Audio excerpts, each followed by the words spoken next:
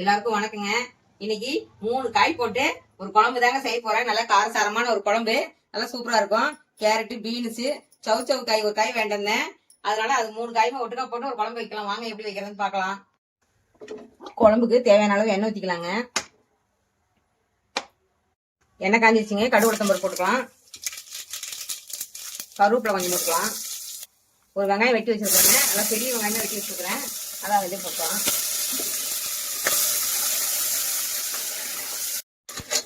இஞ்சி பூண்டு நம்ம காரத்துக்கு தகுந்த மாதிரி எடுத்து போட்டுக்கலாங்க. நான் கொஞ்சம் தான் போட்டுக்கிறேன். ஏன்னா இஞ்சி பூண்டு நிறைய போட்டா வயிறுல எரியும். அதனால கொஞ்சமா போட்டுக்கிறேன்.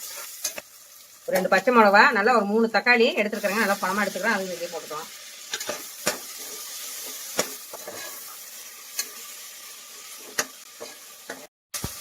தக்காளி வெங்காயம் வணங்குறதுக்கு கொஞ்சமா உப்பு போட்டுக்கலாங்க.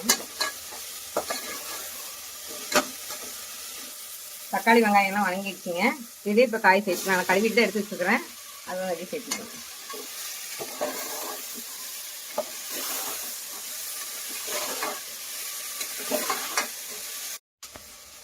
கொஞ்சமா தான் போட்டணும் உப்பு. இப்ப இந்த குழம்புக்கு தேவையான அளவு உப்பு போட்டுக்கலாங்க. கம்மியாவும் போட்டுக்கலாம். நம்ம அப்புறமேல கடைசியா தான் குழம்பு எப்படின்னு பார்த்துட்டு போட்டுக்கணும். உப்பு காய் ஓரளவு வணங்கிருச்சுங்க. மஞ்சத்தூள், மிளகாத்தூள், கொத்தமல்லி தூள், கறி மசாலா தூள் 4 தூளும் ஒட்டுக்கா அப்படியே போட்டுக்கலாம். அதுலயே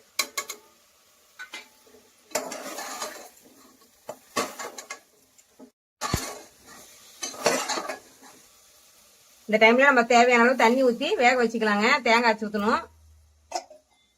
அவ்வளோதான். ஒரு 2 விசில் வரட்டுங்க. அப்புறம் ஆஃப் பண்ணிட்டு தேங்காய் இதெல்லாம் ஊற்றணும். காய் 2 விசில் வரட்டுங்க. அதங்காட்டி தேங்காய் இதெல்லாம் அரைச்சிட்டு வந்துடலாம். தேங்காய், பொட்டுக்கடல, சோம்பு, 2 பட்டை, லவங்கம், கொஞ்சமா கசகசா இதெல்லாம் ஒட்டுக்கா போட்டு அரைச்சி எடுத்துட்டு வந்துடலாங்க. நல்லா பேஸ்டா. காய் வந்துருச்சுங்க. நல்லா 2 விசில் தான் விட்டேன். ஏன்னா எல்லாம் குழம்பு போயிடும். அதனால 2 விசில் விட்டாச்சு. இப்ப தேங்காய் அரைச்சி வச்சத இதில் ஊற்றிக்கலாம்.